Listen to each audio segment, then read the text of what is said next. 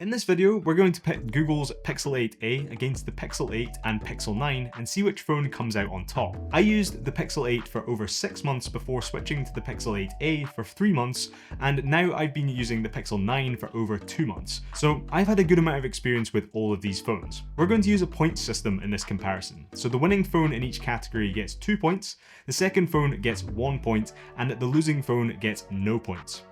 Stick around until the end of the video to see which phone racks up the most points.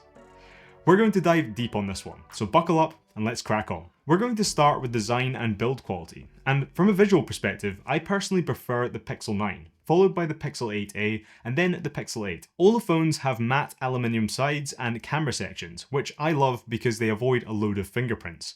And the 9 and 8 both have glossy glass backs, whereas the 8a has a matte plastic composite back, making it the best for avoiding fingerprints if you're not using a case with the phone. The Pixel 8 in the dark obsidian colour is shocking for attracting fingerprints, so my advice would be to go for the lighter colour of Pixel if you're getting either the 9 or 8, as the porcelain Pixel 9 hides fingerprints far better than the Pixel 8. Round the front of the phones, the Pixel 8a has some brutally large bezels, whereas the Pixel 8 has much smaller bezels, but with an ever so slightly larger bottom bezel. If large or uneven bezels is something that bothers you though, the Pixel 9 has a very satisfying uniform bezel around the screen, which just makes it look more premium. The Pixel 9 also feels more premium in the hand than the other two phones, with it feeling solid and with a good weight and balance to it. The Pixel 8 is also clearly built from premium materials, whereas the Pixel 8a is noticeably lighter and less premium feeling from my experience. From a colour perspective, I think the 8a has the brightest, most interesting colours, followed closely by the Pixel 9, and I think the 8's colours are pretty muted and on the whole a bit boring. However, this isn't really going to impact my score that much, as I always slap a case on my phone to protect it, so I'm personally more interested in the practical aspects of the design. Based on all these observations, for design and build quality, I'm going to give the win to the Pixel 9, followed by the 8, leaving the 8a in last place here, simply because I think the bezels will immediately put a lot of people off, even though in real use they've never been an issue for me. Build quality plays into the next category too, which is durability. With the back being made of plastic, you'd think the Pixel 8a would win this one outright, but we've also got to consider the screen glass and each phone's IP dust and water resistance ratings. The Pixel 8a has Corning Gorilla Glass 3, whereas the 8 has Gorilla Glass Victus, and the 9 has Victus 2. So what does this mean? Well, Gorilla Glass 3 was introduced in 2013, with Victus being released in 2020 and Victus 2 released in 2022. So there is 9 years of glass technology advances between the 3 and Victus 2 variants, and Corning suggests that Victus 2 should be able to withstand a 2-meter drop onto concrete without shattering, which is better protection than the glass on the 8a. In real use, I do have a tiny but still visible scratch on my 8a's screen, and similar on the Pixel 8 screen, whereas the Pixel 9 doesn't have any scratches on it. And this is despite me putting it face down on rocks to take thumbnails for videos, and also dropping it so hard on its glass side at one point that it's got some scratches on the aluminium sides, but still not on the glass, which is genuinely impressive. This doesn't mean I won't get a scratch on the screen, but it seems to be stronger from my experience with it so far. Both the Pixel 9 and Pixel 8 have an IP68 rating for dust and waterproofing, which means they can be under up to 1.5 meters of water for up to 30 minutes. The Pixel 8a, on the other hand, has an IP67 rating, which means it can be under up to 1 meter of water for up to 30 minutes. For most people, this difference won't impact you at all, as if you accidentally drop any of these phones in the water before fishing it out within a few seconds, they should all be fine. But if you are someone who works near water frequently, then you may want the extra peace of mind that the higher IP rating of the 8 or 9 will bring you. In this case, I think the phones draw with 1 point each for durability, as the back of the 8a is much less likely to scratch or break than the 9 or 8, but the extra IP rating and harder glass of the 9 and 8 will likely make a difference in the long run as well. Next, there is not a huge amount of difference between the displays on these phones, with all 3 phones having 1080p resolution screens with a variable refresh rate between 60 and 120 Hz. The differences between the displays are in the size and the brightness. The Pixel 9 gives us a 6.3-inch screen with a peak brightness of 2700 nits and a 2,000,000:1 contrast ratio, whereas the Pixel 8 and 8a both have a peak brightness of 2000 nits and a contrast ratio of 1,000,000:1, with screen sizes of 6.2 and 6.1 inches respectively. In real world use, there isn't a huge difference between the screens, with all of them getting bright enough to use on a bright sunny day, and all of them being nice and smooth with that 120Hz refresh rate. However, if you need that extra brightness or the slightly larger screen, then the Pixel 9 is going to be the phone you should go for, which is why it edges out the victory in this category, with the Pixel 8 and 8a drawing in second place because there is so little difference between their displays. Under the screens of all of these phones is a fingerprint sensor, which alongside Face Unlock makes up the two biometric security options built into these phones. Face Unlock is equally snappy on all these phones, which is good when you have enough light, but when it's dark, it doesn't work at all. The fingerprint sensor is where there is a huge difference between these phones. The Pixel 8 and 8a have a fairly slow and sometimes inaccurate optical fingerprint sensor, whereas the Pixel 9 has a very fast and accurate ultrasonic fingerprint sensor. This makes the Pixel 9 much easier to unlock regardless of the level of light in the room. However, bear in mind that all these phones still tend to struggle with the fingerprint sensor if your hands are wet. For this category, it's an easy win for the Pixel 9, with the Pixel 8 and 8a once again drawing for a single point. Moving down to the bottom of the phone, let's talk about the speakers on these phones. I use my phone all the time for listening to podcasts, watching videos, or listening to music when I'm doing tasks around the house, so I've had extensive experience using all three of these phones for this. The Pixel 9 for me has a good level of balanced clear audio while also being able to get pretty loud. The Pixel 8 also provides good audio quality but lacks some of the volume of the Pixel 9. Finally, the Pixel 8a is not great, especially at max volume where it introduces some nasty frequencies and just doesn't sound very good at all. With regards to call quality, calls sound crisp and clear on all of these phones through the speaker at the top of the phone. One other thing to mention here is that the Pixel 8 and 9 both offer spatial audio with supported headphones, which is basically virtual surround sound, whereas this is not included in the 8a. I've honestly never used spatial audio, so it's not really important for me, but definitely worth mentioning in case it matters to you. In this category, the Pixel 9 wins, the Pixel 8 comes second, and the Pixel 8a misses out on points. A closer call between these phones is connectivity. They all have a USB 3.2 Type-C connector, which offers transfer speeds of up to 10 gigabits per second, and they all have the same Bluetooth 5.3. The only place they differ is in Wi-Fi support, where the Pixel 8a supports Wi-Fi 6E, but the 8 and 9 both support the faster Wi-Fi 7. Due to this, I'm going to have to give the joint win to the Pixel 8 and 9, with the Pixel 8a coming in with 1 point. Before we move on to the cameras, if you are enjoying this video so far, then please drop a like.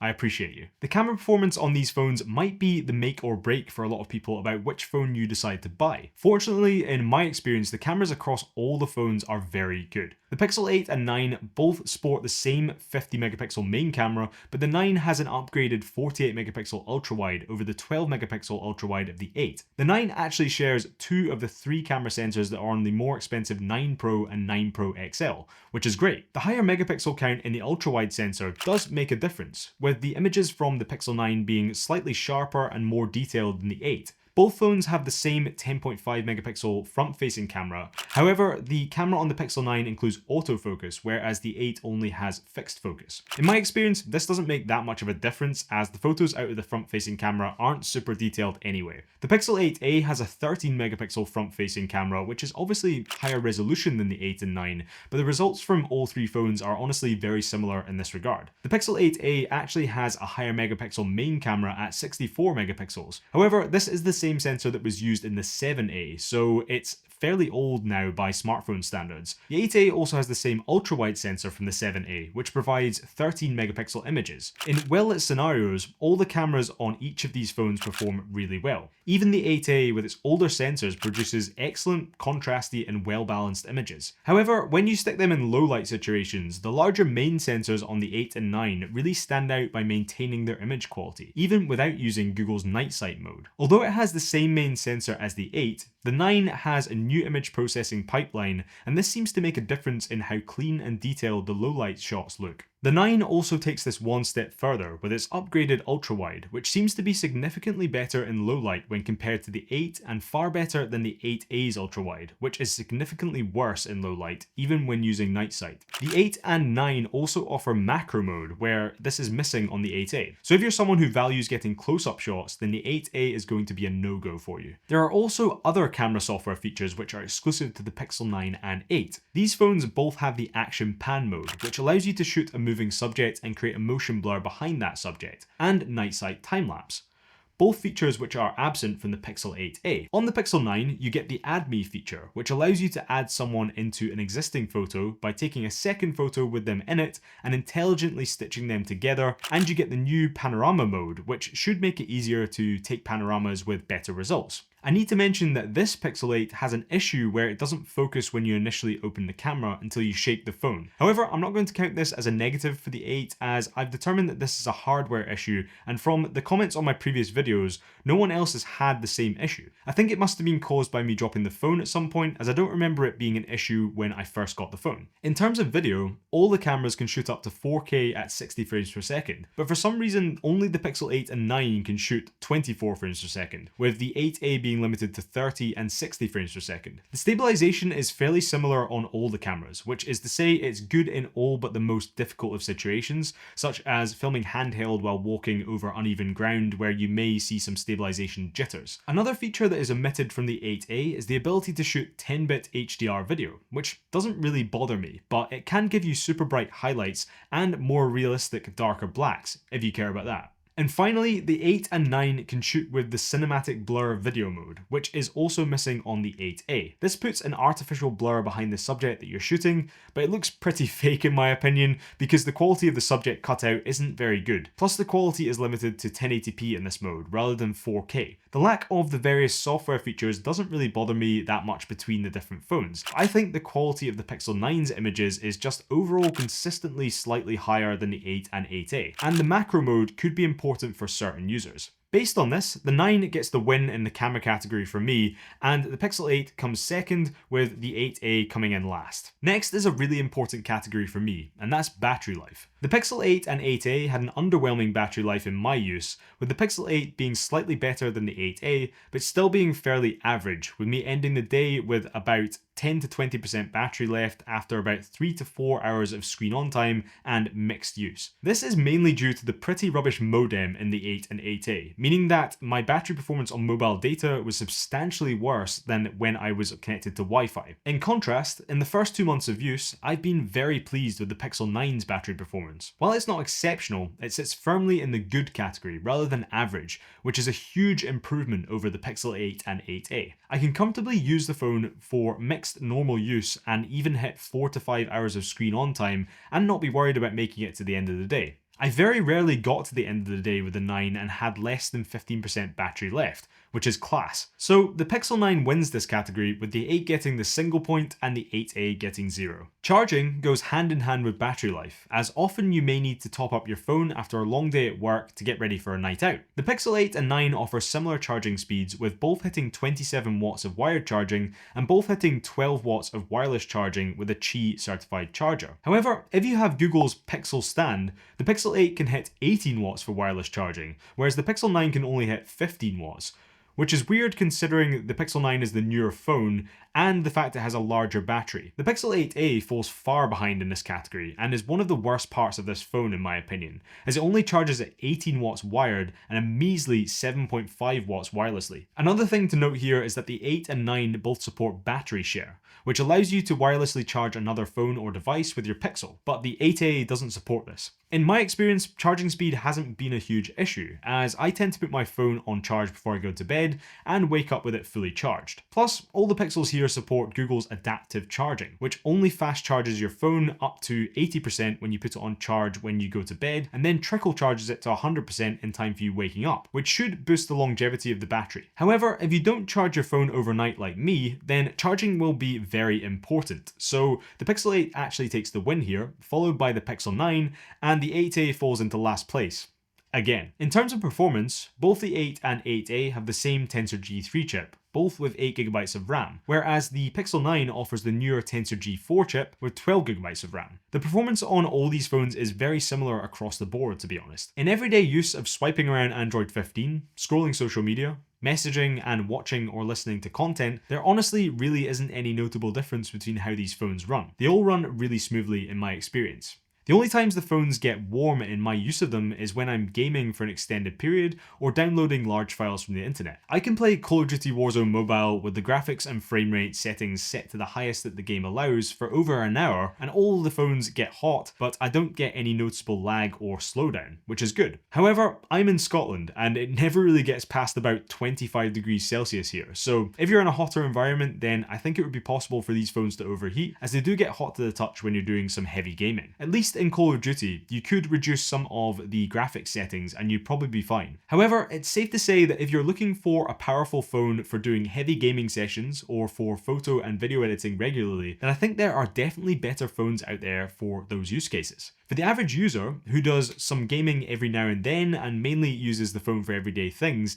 then I think you'd be happy with the performance of any of these phones. So in terms of performance, because of the slightly faster chip and the 50% extra RAM over the 8 and 8A, I'm going to give the Pixel 9 the win here, with the 8 and 8A getting a point each, because they are evenly matched. We also have to consider future-proofing and longevity though, and all these phones have good prospects in that regard from a software perspective at least. Google has promised 7 years of OS and security updates for each of these phones. It's also clear that Google is going to be developing many different AI software features going forward. I've already noticed features that were released as features exclusive to the Pixel 9 trickling down to the 8 and 8A only a few months after the 9 was released, such as Gemini Live and the Pixel Weather app. However, the fact that the Pixel 9 has a slightly more powerful chip and 12GB of RAM is going to ensure that it can keep up with any new features for longer than the older 8 series of phones. Because of this, I'm going to give the win here to the Pixel 9 and give the 8 and 8A both a point each. For our penultimate category, we have the software features, and there aren't many differences between these phones beyond the camera features that we've already discussed. There aren't any software differences between the Pixel 8 and 8A beyond the features in the camera and things like spatial audio support and battery share that I've already mentioned. However, the Pixel 9 has some exclusive software features. Firstly, in the Photos app, the Pixel 9 allows you to reimagine photos,